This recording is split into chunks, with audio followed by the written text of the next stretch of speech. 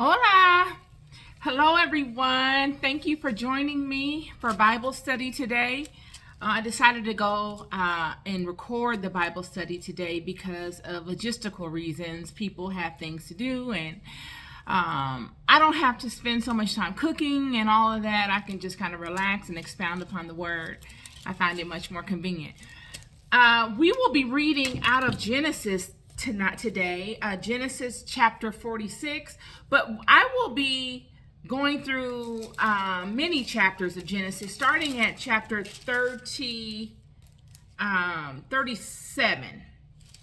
And we'll be starting at 37 and we'll be going all the way through to 46. So I'd like to just first anoint myself with my beautiful frankincense oil to add some clarity, to balance out energies, to add some high frequency vibrations. Frankincense is a very ancient oil used mostly in biblical times. It's used now, but mostly in the Catholic Church and all across the planet. It is a very high frequency oil. It's great for the body, mind, and spirit. It is of my line. It's called Anointed on my body serum line that I'll be launching soon. So you all can take advantage of it in the near future. It is a beautiful scent, and it has a very calming, clarifying essence to it. All right, so let's get to it. So I'll be reading from chapter 46 of Genesis. Actually, no, I will not. I'm going to be reading from chapter 46, verse 31 through chapter 47, verse 6. Okay? So let's just get to it. And Joseph said unto his brethren and unto his father's house, I will go up and show Pharaoh, and say unto him, my brethren and my father's house, which were in the land of Canaan, are come unto me. And the men are shepherds, for their trade hath been to feed cattle, and they have brought their flocks, their herds, and all they have. And it shall come to pass, when Pharaoh shall call you, and shall say, what is your occupation? That ye shall say, thy servant's trade hath been about cattle from our youth, even until now, both we and our fathers, that ye may dwell in the land of Goshen, for every shepherd is an abomination unto the Egyptians. Then Joseph said and told Pharaoh, and said, my father and my brethren and their flocks and their herds and all that they have are come out of the land of Canaan, and behold, they are in the land of Goshen. And he took some of his brethren, even 5 men, and presented them unto Pharaoh. So he took 5 of his brethren and presented them to Pharaoh. And Pharaoh said unto his brethren, what is your occupation? And they said unto Pharaoh, thy servants are shepherds, both we and also our fathers. They said moreover unto Pharaoh, for to sojourn in the land are we come, for thy servants have no pasture for their flocks. For the famine is sore in the land of Canaan. Now therefore we pray thee, let thy servants dwell in the land of Goshen. And Pharaoh spoke unto Joseph, saying, thy father and thy brethren are come unto thee. The land of Egypt is before thee. In the best of the land make thy father and thy brethren to dwell. In the land of Goshen let them dwell.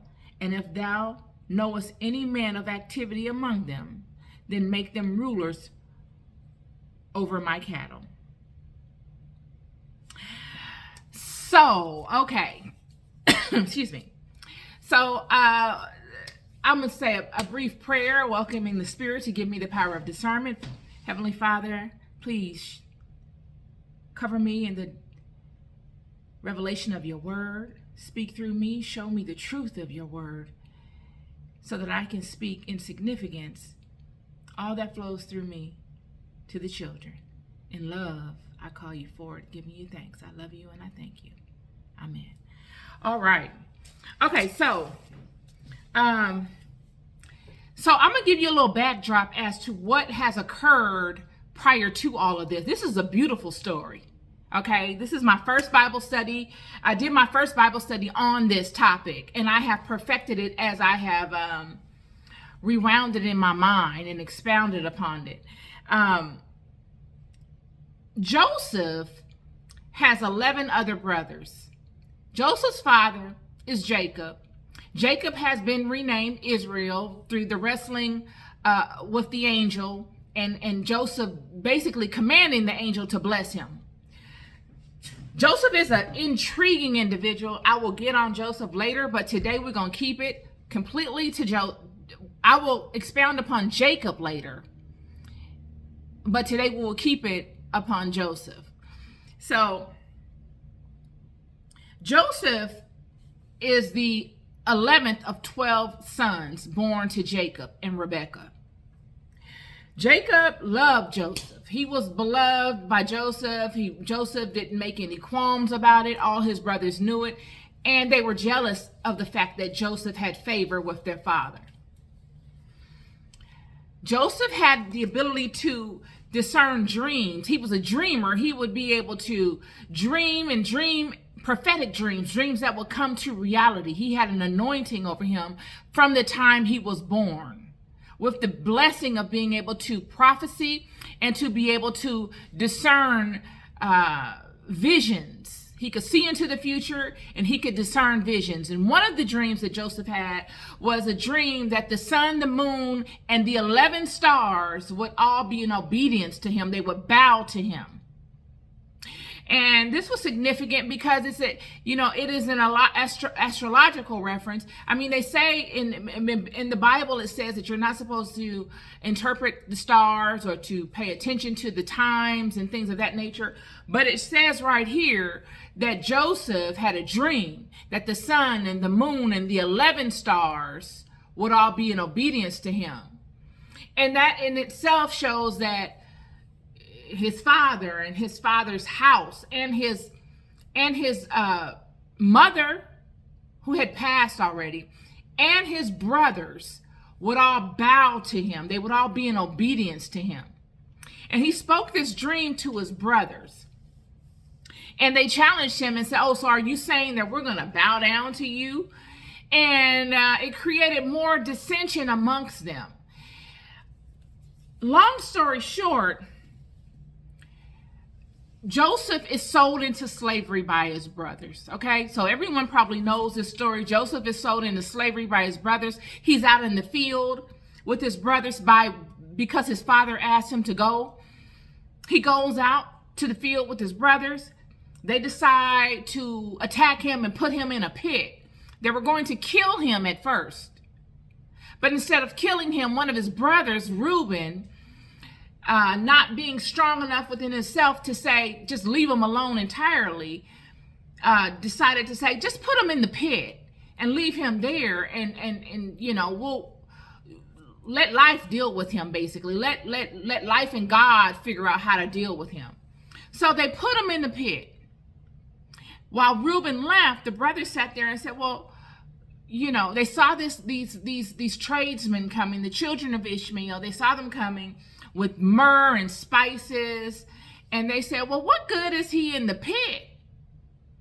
We could sell him. We could make a profit off of him. We could profit off of him. We can't kill him, but what we can do is we can profit off of him. So let's pull him out of the pit and sell him to the Ishmaelites. And our father won't know, because we'll rent his clothes. We'll make it seem like he was attacked in the field, and put fake blood on his clothes and take it back home and make it seem like he's dead. So that's what they did. Joseph now is sent off into slavery.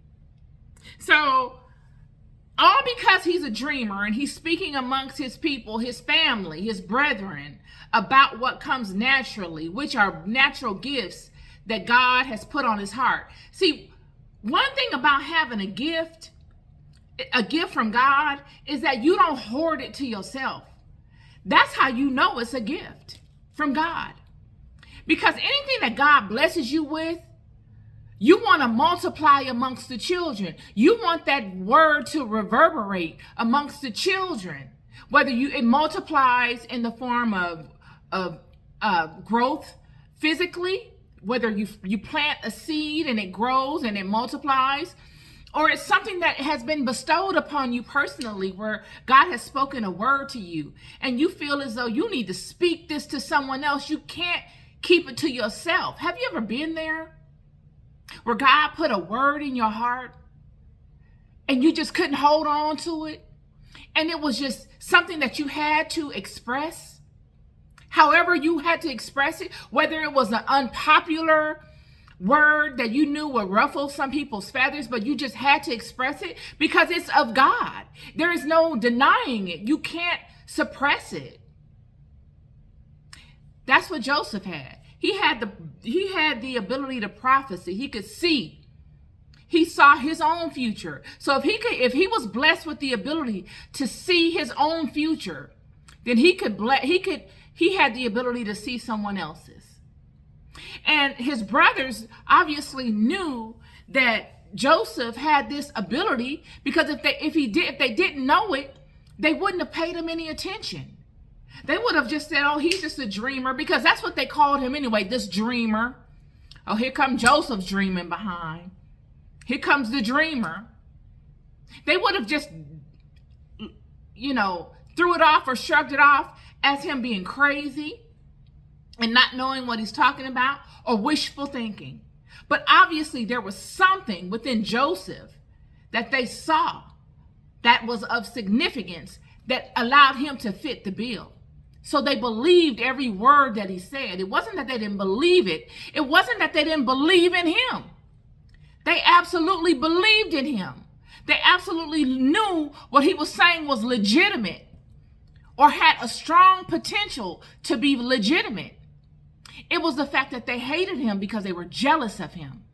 They were jealous of his relationship with the father, with their father. And that was the problem. So Jacob is off to slavery, all because he spoke his truth to his brothers.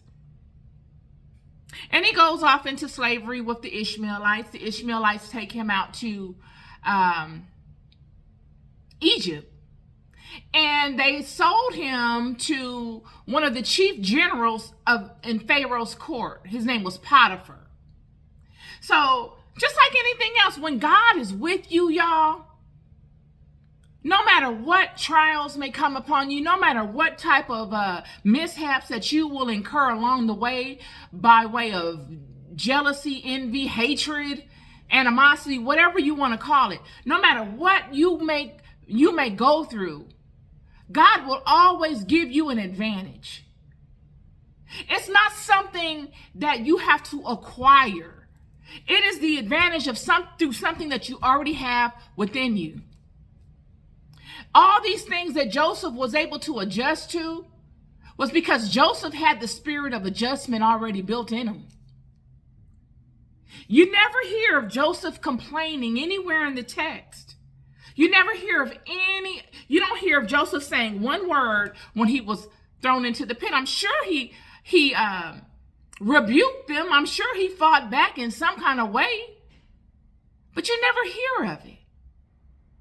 All you hear of are the facts. And this is synonymous with the word of God. You can go through this entire book, and this entire book is set up this way. There are a few instances where you'll hear the verbiage of the back and forth between an individual and another individual, but most of the time, they just get to the point.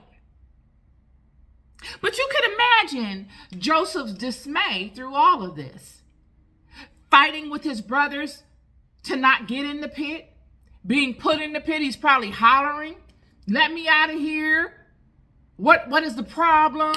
Y'all are tripping. I'm sure he was saying all of that. I'm sure when he was sold into slavery with the Ishmaelites, unless they had bound his mouth, he was probably saying, these are my brothers. I should not be sold into slavery. I detest this.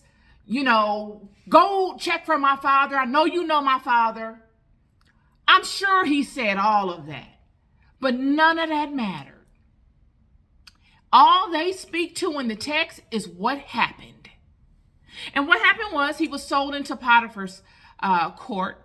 Sold into Pharaoh's court by way of working for Potiphar, which is the senior general. And what was supposed to be a punishment to him was actually a soft landing bed. Because what better place do you want to be sold into than to the general's house? So I'm assuming, and I can only assume because the text doesn't speak to the specifics of what actually transpired. But if you're sold into slavery by your brothers, I'm sure there was a conversation along the way as to who you are, who your father is. These are shepherds. This is Jacob's son, who is now called Israel. This is a man that has a lot of cattle. These were not poor people. Okay? These are not poor people at all. So I'm sure the Ishmaelites knew of Jacob's father. These are the Ishmaelites.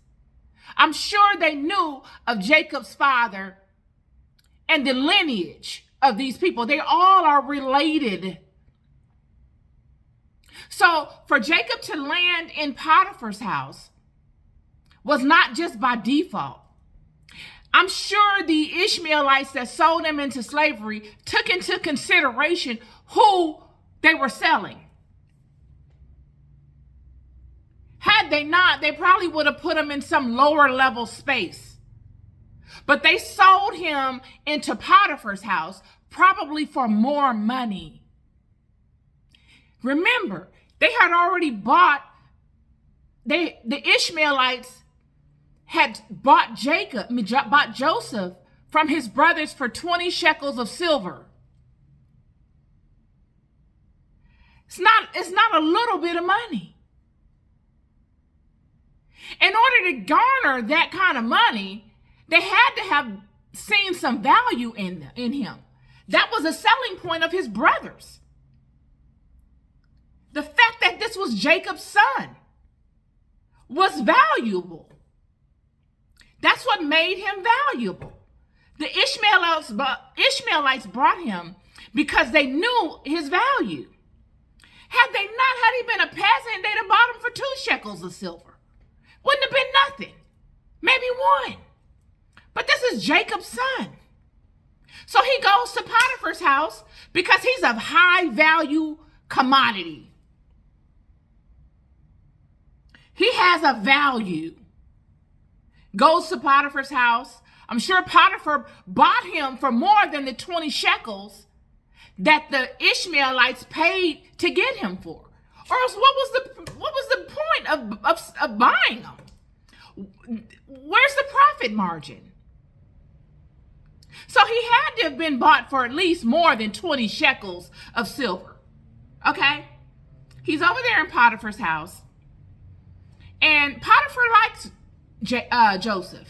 He does well. Now, mind you, this is a Hebrew. You have to understand the climate of Egypt. The Egyptians worship multiple gods. They don't adhere to the same spiritual practices of Israel or the Hebrews. Because up to that point, Israel, the name Israel was new. Israel was given to Joseph's father, Jacob, not long before this. So really, they're known as the Hebrews at this point. They haven't really grown into Israel. They're growing. They're in the growth stage, but they haven't really become the children of Israel. Right now, they're Hebrews, especially amongst the Egyptians. They're just Hebrews. And they believe in one God. These are the children of Abraham. So Abraham and these are the children of Isaac, but before Isaac, it was Abraham. So the Egyptians are honoring multiple gods. They think the Hebrews are like, I don't want to say the scum of the earth, but they are at the lowest point on the totem pole. You know what I mean? Like, they're the help, like literally. And for Joseph being considered the help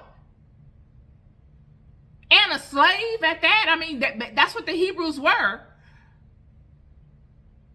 Being sold up into Potiphar's house really had a huge significance. So Joseph, even though he's sold into slavery into Potiphar's house, is sold into he's sold into Mass's house. I mean, if you're looking at it like that, he's not a field Negro, he's a house slave. So Potiphar likes Joseph. Potiphar doesn't feel threatened by Joseph because Joseph is a Hebrew, and Joseph could or should not ever ascend to a ranking of where Potiphar is. So Potiphar doesn't even see Joseph as a threat. Joseph does well in Potiphar's house. It doesn't say how long he had been there. At least I don't believe it does. Somebody can correct me on it if it does. But Joseph catches the attention of Potiphar's wife. Now, I did a video on this a few weeks ago. That's why this text comes so fluid to me, because all of these different angles to this story I have been receiving perspectives on along the way until this particular chapter was unveiled to me. And that's kind of how things work with me. But I had an idea. I was sitting on the patio a few weeks ago, and I was thinking, I had saw something on YouTube that spawned my attention about different country in Africa where a lot of European women are going, and just women in general, but mostly women from Europe, whether they're Black Europeans or Caucasian Europeans. They're going to this place in Africa, and they are marrying very young African men. Most of these women are older. They're like in their 60s, 70s, and they're going and they're marrying these African men. And a lot of people are saying, well, this is because of economics and it's unfair, and they're taking advantage of the economical situation that these people are in over in Africa. These men are, and they're taking advantage of them. And then other people are saying, well, these African men are taking advantage of these European or these women from foreign nations because of their economic advantage. And so I was thinking, I said, you know, we hear a lot about what happened in slavery amongst the slave master, the male, and the women slaves. But we don't hear much about what happens in slavery amongst the slave master's wife and the male slaves. You know what I mean? Like, wouldn't you think that maybe the wives or even the grandmothers, aunties that have grown in age, they know their power, they know the climate, they know who has power, who doesn't. Wouldn't you think they'd be taking advantage of the male slaves too? I mean, you know, you see Jethro out there in the field, and you see Bobby Ray and Willie and Uncle Buck and all them out there in the field looking strong and sweating and working hard around the house. And you don't think they was getting with the slaves? Even the young women that grew up within the household, the children to the slave masters, the young women. Don't you think they saw Toby and Bobby Ray and them out there playing football or sitting up under a tree, mowing the lawn or cutting down some wood or something? Don't you think that they saw them looking real strong and wanted to know them? This is the same thing that happened to Joseph. While Joseph is in Potiphar's house, Potiphar's wife likes to sleep with the help. She approaches Joseph a few times, not even a few, several times, and looks to lay with him. And he turns her down every time. And then finally she catches Joseph, and she tries to, I guess, touch him or undo his clothing, and he runs off. And she keeps a piece of his garment with her. And because she's upset, because of her ego, because she feels as if she's better than Joseph, as if she is somehow, because she had the power. It was because she had the power and because she could. That's all it was. It was a power trip. It was to say, okay, you don't want me. You don't acknowledge me the way that I expect you to, even though you've done nothing wrong to me. Even though you've been a good man to my husband and you served our household with honesty and integrity. Regardless to all of that, you haven't done what I would like you to do for me. I'm going to screw you over. She could have potentially had him killed for something as minor as saying, no, I don't want to sleep with you, ma'am, because I respect your husband. He's been so good to me. Because the man had integrity. Because the man stood on his character and deflected her, turned her down, told her no. Because he did that, she put him in an extremely compromised situation. And I will read to you what happened.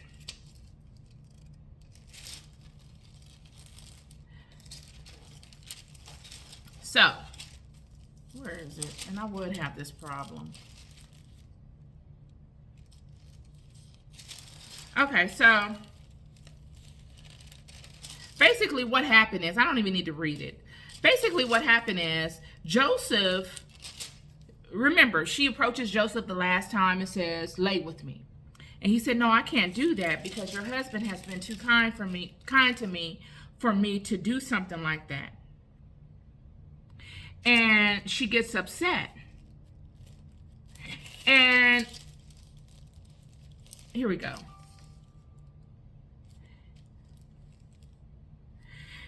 And she caught him by his garment, saying, lie with me. And he left his garment in her hand and fled and got him out. And it came to pass when she saw that he had left his garment in her hand and was fled forth, that she called unto the men of her house and spake unto them, saying, see, he hath brought in a Hebrew unto us to mock us. So now she's speaking to the household, to all her support. And she's saying, he brought a Hebrew into this house to mock us. She needs support. He came unto me to lie with me, and I cried with a loud voice. Lied. So she told all of the household first. So the household, which are also slaves, are talking amongst one another, I'm sure. And they are reverberating the lie. They're multiplying the lie. The lie is spreading. And everybody is upset with Joseph for something that he didn't have nothing to do with, and had the courage and the character to stand up to. And it came to pass when he heard that I lifted up my voice and cried, that he left his garment with me and fled and got him out. Now she's told a whole storyline.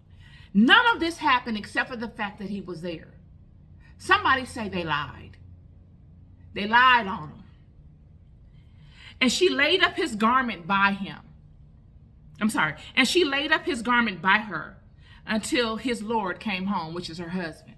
So what she did then was, she, after telling this whole concoction of a story to the household, to all her peers around her, she told this story. Then she creates a scene. She creates a scene. She lays his garment next to her, and she lays there until her husband comes home. And she spake unto him according to these words, saying, the Hebrew servant which thou hast brought unto us came in unto me to mock me.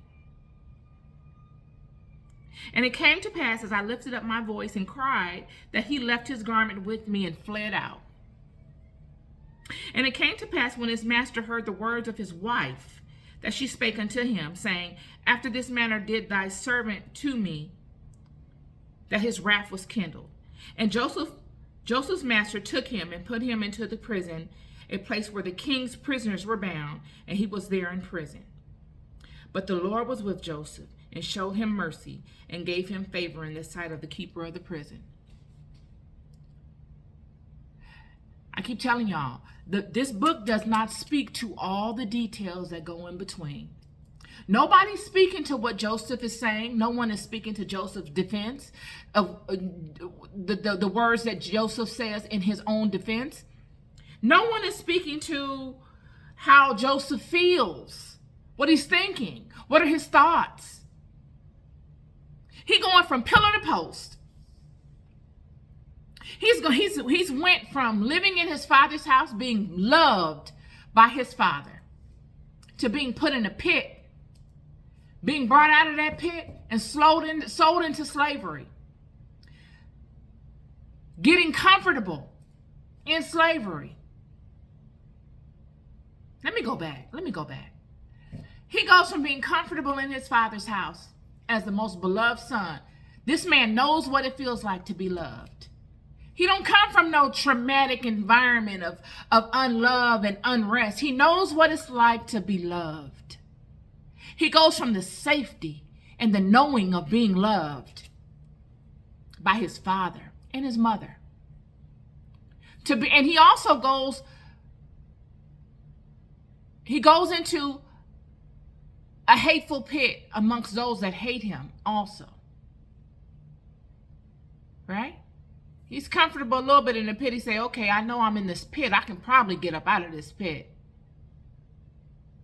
Sure, Reuben, somewhere along the line, he knew Reuben or somebody was going to come and fetch him out of the pit. He had a chance while in the pit. He gets dug up out of the pit and sold into slavery. He's at Potiphar's house. He says, okay, I can make this work for me. I can see how this will work. He does well at Potiphar's house. He gains the likes of Potiphar. I don't know if Potiphar loved him, but Potiphar surely acknowledged that he was there and that he was an asset. He goes from the comfort of that to being put in prison.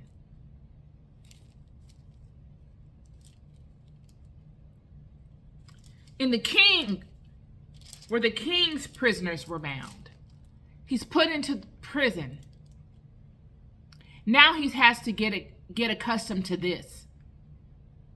So while he's in prison, he gains favor with the head of the prison. The keeper of the prison committed to Joseph's hand all the prisoners that were in the prison. And whatsoever they did there, he was the doer of it. The keeper of the prison looked not to anything that was under his hand, because the Lord was with him. And that which he did, the Lord made it to prosper. In all of the wickedness,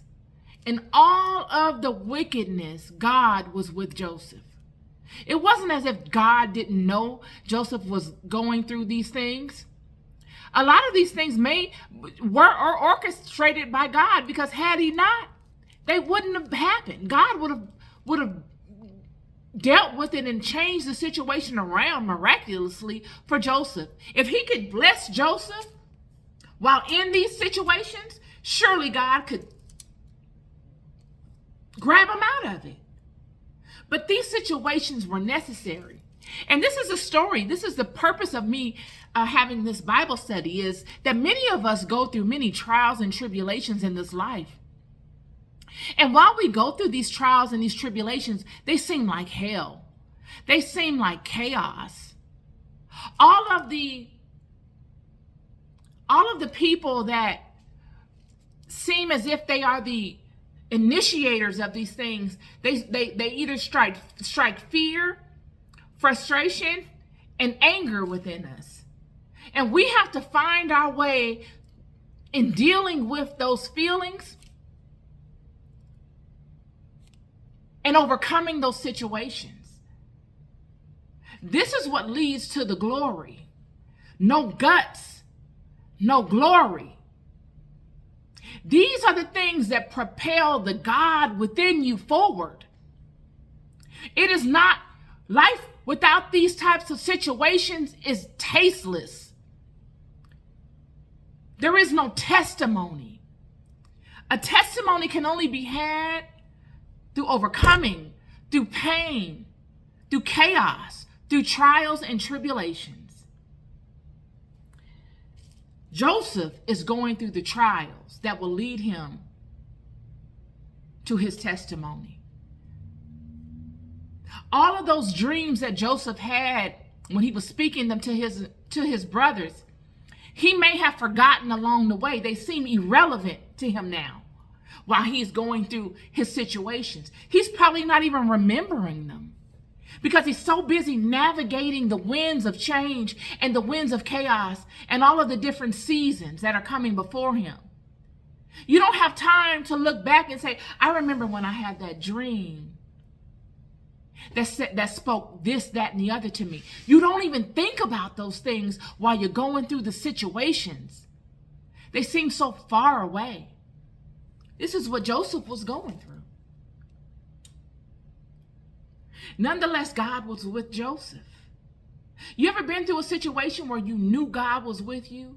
Even though it might have been a frightening situation, you may have had a health scare, whether you went into the doctor's office one way and you came out another. You done heard something that changed your whole life. Whether it be a situation with a family member. You done heard something about a family member that is just as significant as your own health issue. Their health issue was just as significant as if it was yours. And it's impacted you. And you're frightened. You're confused. Life and death are in your face. It doesn't seem so far away anymore. It seems here. And you got to look at life from a different view, from a real perspective.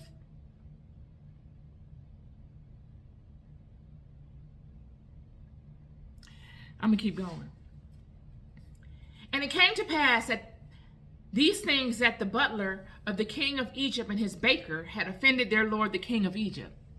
So what happened was the butler and the baker of the king of Egypt had upset the king, and they were thrown in prison. And Joseph, being the head attendant within the prison for all of the king's servants, was got firsthand access to these people. So just imagine. I want you to go back a little bit. Joseph has access into Potiphar's house, which is the king, the chief general of the Pharaoh. So he's observing. He's looking around. He's probably talking to the other Hebrews, finding out what goes on up in there. How do they do things? What's the back end information? He's getting the back end information from all of the background people, the slaves and all the help and the other tradesmen. He's learning the system.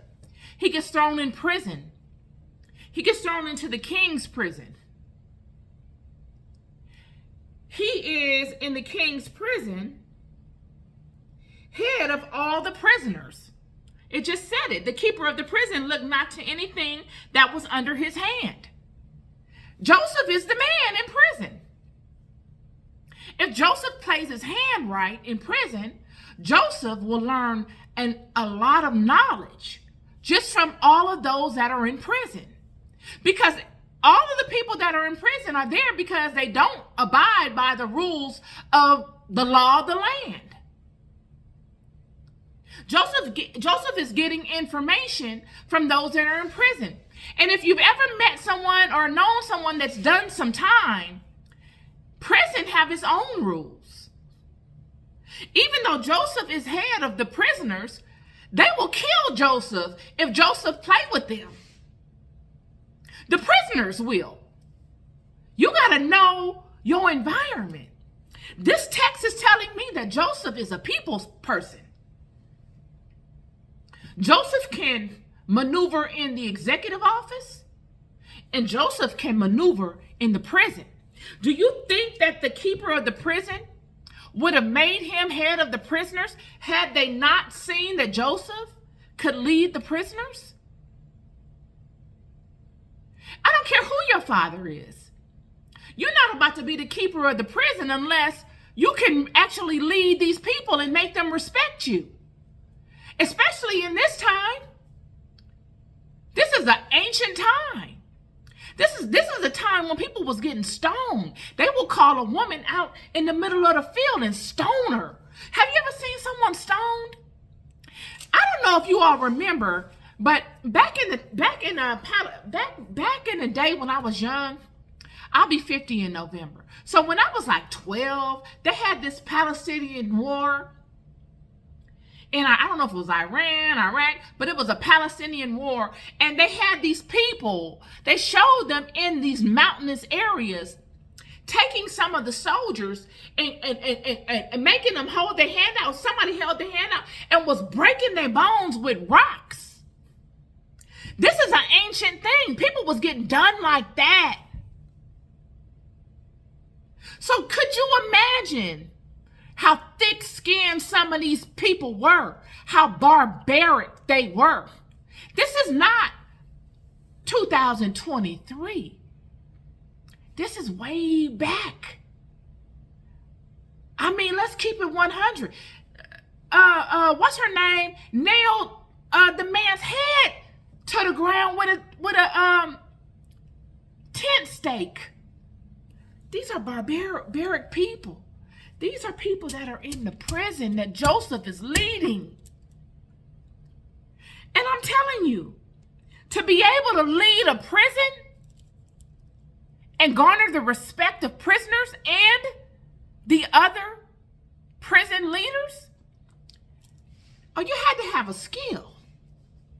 You couldn't just be anybody. This is Joseph. I had to think on this text. See, when I get to thinking, I had to think on this text. Joseph was a leader. Joseph, all those times getting taunted amongst his brothers. His brothers were rugged people. These are shepherds. These are not people of the king's court. These are not bankers. These are shepherds. I'm going to keep going. So the baker and the butler is in the prison. Joseph so happens to find that they have a dream, and they are concerned the next day that they wake up from the dream. Joseph is trying to find his way out. Joseph is a hustler. Joseph is Jacob's son. The apple don't fall far from the tree. Jacob is a by any means, I'm going to take my blessing kind of guy. Jacob is the same person that stole his brother's birthright. Yes, he stole it, but his brother sold it to him first. He sold it to him because he didn't realize what he had. And then when the time came for his father to pass, Jacob went by way of his mother. When a woman loves you, I'm telling you, some of y'all don't understand the power of a woman's love. But when a woman loves you, can't hell or high water stop that love. A woman can move mountains for you. But y'all are too busy disrespecting women when women are your biggest ally and your biggest asset. Jacob's mother, Rebecca, loved him. And she gave him the advantage and said, look, your father is old. He's about to pass over. Go in there. I heard him. I heard what he said to your brother. Go in there and give him this same food. I'm going to fix it all up for you. He's going to know, he's going to think that you're your brother. So when he went in there, even though he wasn't his brother, even though he knew Jacob was not Esau. I'm sorry, even though Jacob knew he wasn't Esau, he went in there and he was able to take his brother's blessing, because little did his father know that his brother Esau had sold it to him already.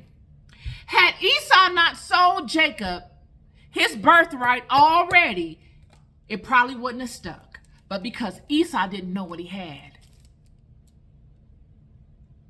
and because of his desire for his fleshly desire,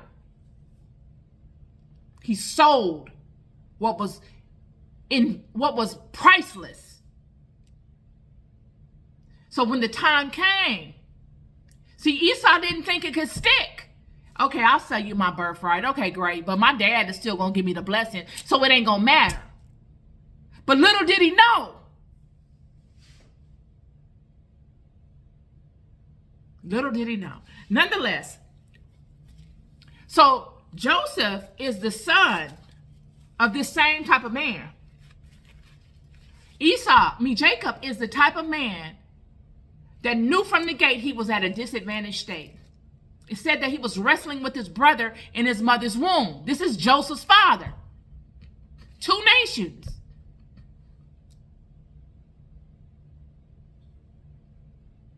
He came out grabbing the heel of his brother. He came out with this spirit. He stole his brother's birthright. He knew he didn't have the birthright. So he knew he had to take it, and he took it. This was Jacob. The same Jacob that went and premeditatively conjured this angel of God. This angel of God just wasn't within this particular region doing nothing. It didn't just happen that the night before he was going to meet up with the same brother that he did so dirty and he was petrified to meet up with. He thought he was going to kill him. That the night before, Jacob conjured this angel of God, called him forward, and wrestled with him. Do you understand that? Do you understand what I just said to you? Jacob called forth an angel of God, a specific angel of God, and wrestled with him. Didn't know his name. Wrestled with him until he blessed him. Made him tap out. Said, the angel said, I tap out. Okay, I'll bless you. It says it in the book. The only thing that the angel didn't do was tell him his name. This is Joseph's father. So you mean to tell me Joseph is a passive man? Joseph is just going to let life happen to him? No. Joseph is like water. Joseph adapts, and he makes the best out of his situations. That's what I'm seeing here. It's all here. He in a pit. He's in his beloved father's house, knowing he's hated by his brothers. He goes out to the field. He gets put in a pit. He has the advantage because he knows Reuben gonna probably come and get him. But that didn't work, because while Reuben was gone, the brothers took him out the pit and sold him to the Ishmaelites as a high commodity slave. They get sent to Egypt, to the king's court, for a high ticket. He gets sold to the king's general. He gets thrown into prison there, into the king's prison. Now he's managing the prisoners. You think by default he just started managing the prisoners? No, he earned that.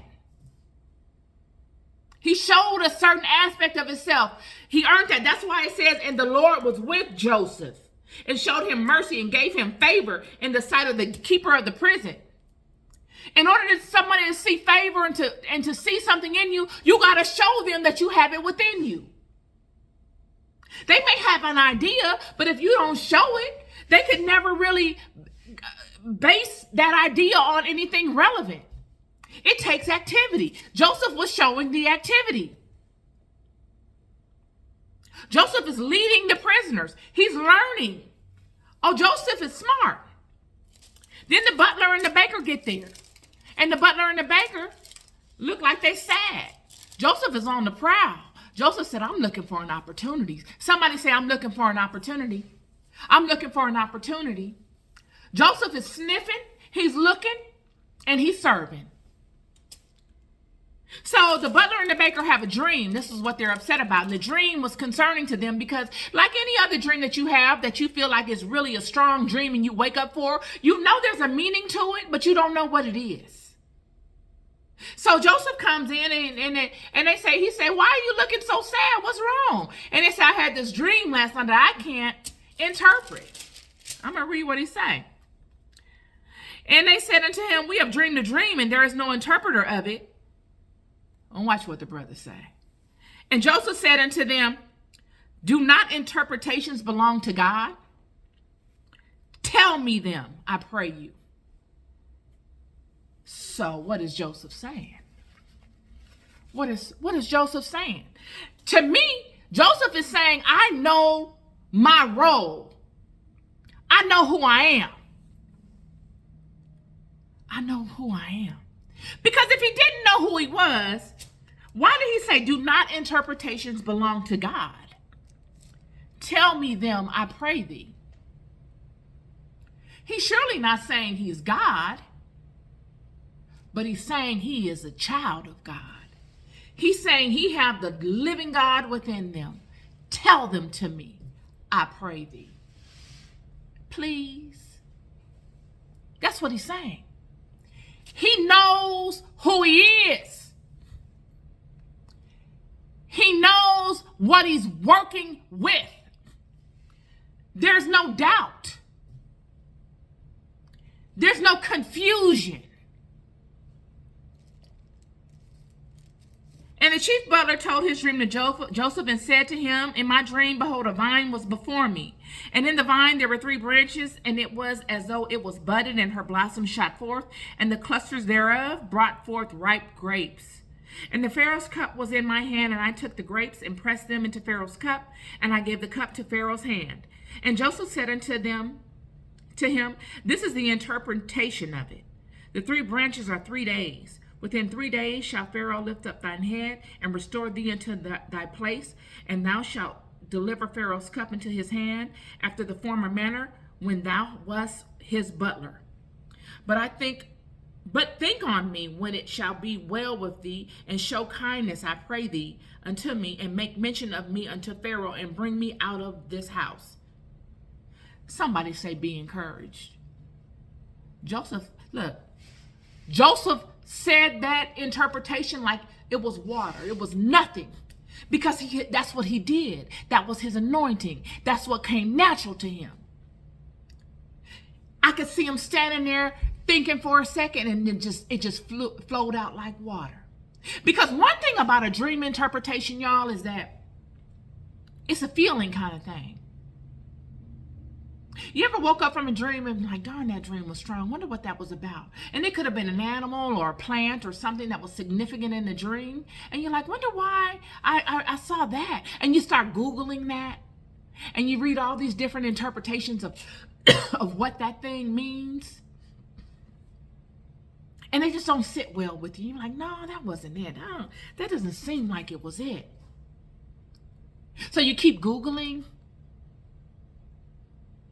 And then finally something you come across says it was it. And it could be something bad, but it's like, you know what? I think that was it. By way of the feeling of the dream and this and that and blah, blah, blah, blah. It's a feeling. Dream interpretation is a feeling type of thing. Joseph delivered this truth unto this man, and he could accept it because it felt right.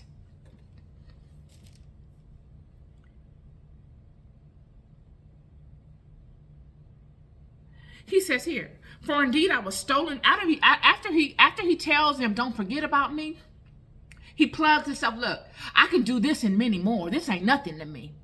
This is what I do. I'm Joseph. I'm Jacob's son. For indeed I was stolen away out of the land of the Hebrews. And here also have I done nothing that they should put me into this dungeon. Why did he need to say that? What was the Hebrews known for?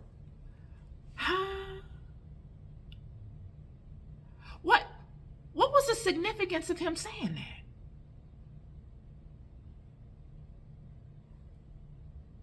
For indeed I was stolen away out of the land of the Hebrews. And here also have I done nothing that they should put me into this dungeon. This is the first time Joseph says anything to his defense of this entire situation. This is the first time out of the entire text, from him being sold into, put in the pit, sold into slavery, over at Potiphar's house. This is the first time that he said anything to his defense. He said, think of me when you get back over there into Pharaoh's house, because you're going to go back over there.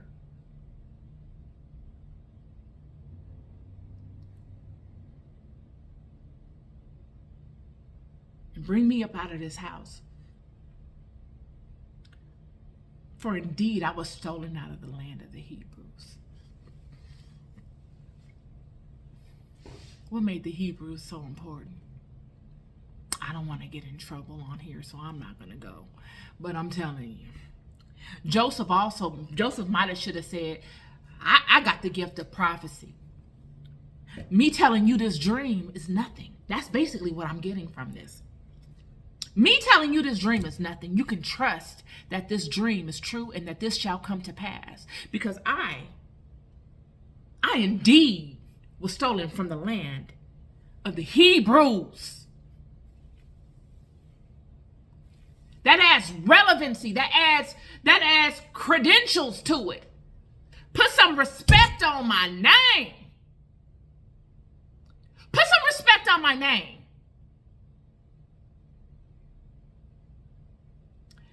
We can go on. I'm sorry for getting all riled up. Y'all know how I get. I do get like that because I be meaning this. This is a love of mine. Like, this is like a treasure hunt. It's a treasure hunt. Somebody say, I got the power. I got the power. I got the power to interpret this. Each and every one of us do. And when we all can come together and make this thing exciting to interpret and put our attention on this and interpreting it and aligning with it, woo! Oh, it's a new day. It's a new day. Okay. Hi, monkey butt. Mommy see you. Mommy see you. Mommy just excited. Okay, mommy, go. Let me finish. Okay. So then the chief baker saw that the interpretation was good, and he said unto Joseph, I was also in my dream, and behold, I had 3 white baskets on my head. Remember, it was the baker and the butler. So now the baker is saying what he saw. And he said, I had 3 white baskets on my head. And in the uppermost basket, there was all of a manner of baked meats for Pharaoh. And the birds did eat them out of my basket upon my head. And Joseph answered and said, this is the interpretation thereof. The 3 baskets are 3 days. Yet within 3 days shall Pharaoh lift up thy head from off thee, and shall hang thee on a tree, and the birds shall eat thy flesh from off thee. And it came to pass the 3rd day, which was Pharaoh's birthday, that he made a feast unto all his servants, and he lifted up the head of the chief butler and of the chief baker among his servants. And he restored the chief butler unto his butlership again, and he gave the cup into Pharaoh's hand. And he hanged the chief baker as Joseph had interpreted to them.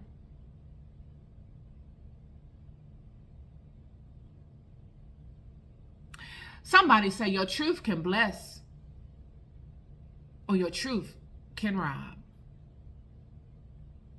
The truth is the truth. That's the thing with the truth. Sometimes the truth is a mother sucker. Sometimes the truth is a mother sucker. I'm telling you. Sometimes the truth is something else. I was watching Jamie Foxx when he played Ray. And he said it. He said, what did Jamie Foxx say in Ray? I'm going to Google it because I forgot exactly what it said. He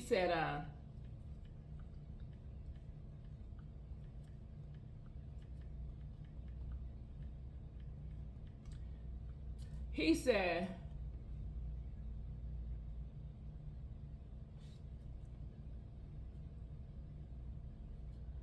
anyway, I don't know what he said. But he said something about the truth be enough.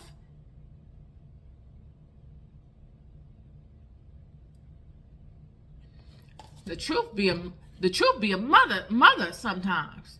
Just grasping the truth. But I'm telling you, it takes the courageous to face the truth. The truth is the truth. Period. So anyway, and it came to pass that it came to pass at the end of 2 full years that Pharaoh dreamed a dream. Now the butler then went back to the Pharaoh's house and continued on with his work. Hadn't said one word about Joseph. Completely, I don't know if he forgot about them, or it could have been that the butler needed to reestablish himself. You know what I mean? You know, when you fall out of grace with people, especially someone as powerful as King or Pharaoh, to have to go back and work for Pharaoh, there needs to be that relationship reestablished. You know what I mean? You don't want to just go back into your role. It's like getting suspended from your job, and then you go back to work, and you say, "Oh, I have a friend that I'd like to refer for a job here." They don't want to hear that right now. You just got suspended, and you should be glad that you're still employed there. You know what I mean? So it takes some time for you to gain that level of trust back, that level of respect back amongst certain people. So the butler couldn't just go back to his job and recommend Joseph. There was no need to bring Joseph up. But what happened was, just like when God moves, baby, when God moves, it's undeniable. God will always find a way. It's like water. So there came a time when Pharaoh had a dream. And Pharaoh couldn't discern the dream. No one in his kingdom could he find to discern this dream. Now, this was extremely interesting to me because, you know, I know Egyptian Kemetic history. And for Pharaoh to not have one person in his whole court, in the whole land of Egypt, that he could find to decipher this dream was very perplexing to me. Because this is what they do. These are people that are big on divination. These are people that use different forms and tools to read into spirit. These are people that work with multiple spirits. You mean to tell me your priests, your shamans, your sorcerers, your witches, your mystics, your goddesses, your gods, nobody could find an answer to this man's dream?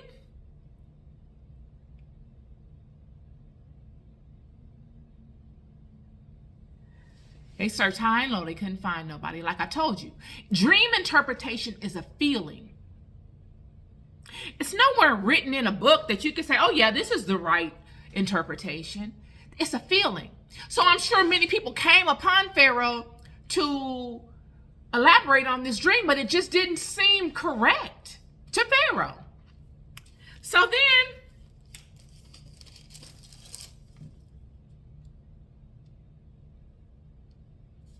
the butler comes and says, you know what? I remember. There is somebody that can help you with this dream. It's this man in the jail because he deciphered a dream from me when I offended you. And he told me that I was going to get out of here, and it surely happened. And he spoke to what would happen to the baker, and it surely happened. Pharaoh said, bring him in here. Let me see him. So they shaved Joseph's head, cleaned him all up, purified him, got him ready to go stand before Pharaoh.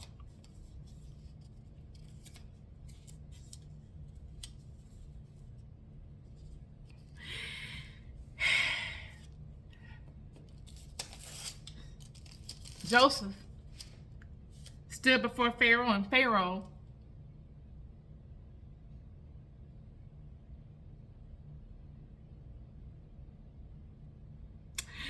Joseph stood before Pharaoh because of the butler. Joseph was smart enough to know who would be helpful to him. Do you think he walked up to the butler and the baker and cared about what they dreamed about? Took interest in their dream because he didn't have nothing else to do that day? Do you? He cared about the butler and the baker because the butler, most importantly, is the man closest to Pharaoh. The butler is there when Pharaoh wake up. The butler is there when Pharaoh's sick. The butler is there when Pharaoh lay down. The butler is there on good days. The butler is there when parties is going on. The butler is there when nobody is around. A lot of times the butler is probably the only one there with Pharaoh. So Pharaoh probably shares things with the butler, or the butler is probably privy to things that many people aren't. The butler doesn't have to keep up a look for, the Pharaoh don't have to keep up a look for the butler. The butler can catch Pharaoh when no one's around and speak something to Pharaoh and get an honest answer from Pharaoh without Pharaoh feeling like somebody else is listening. Could you imagine being Pharaoh? Whereas you are king and everybody is looking. You're never off unless you are in the quietness of your own sanctuary. Right? So you probably treasure that in your inner circle a lot. And that inner circle becomes family because you know that butler or whomever, the butler is going to know more about you than anybody. The butler will understand. Joseph blesses the butler, encourages the butler, and told the butler not to forget him.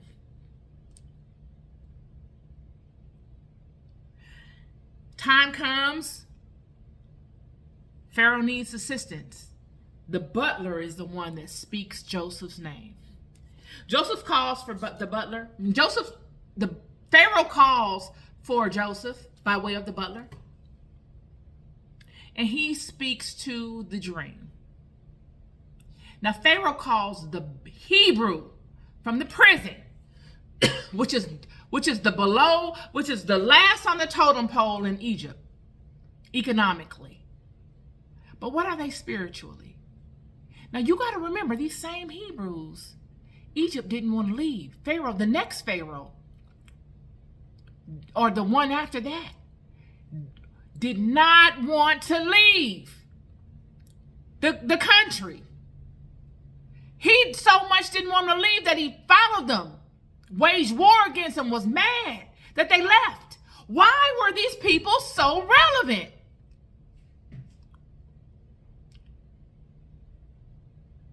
Why?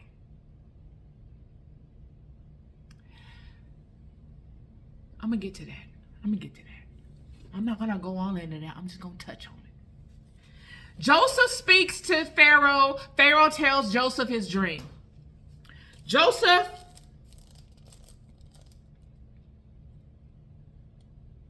And Pharaoh said unto Joseph, I have dreamed a dream, and there is none that can interpret it. And I have heard say of thee that thou canst understand a dream and interpret it. Here Joseph go again, legitimizing himself. You got to read it. What does it say? And Joseph answered Pharaoh, saying, it is not in me. God shall give Pharaoh an answer of peace.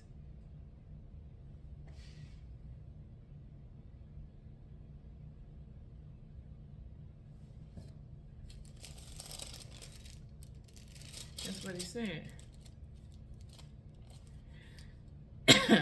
It is not in me. God shall give Pharaoh an answer.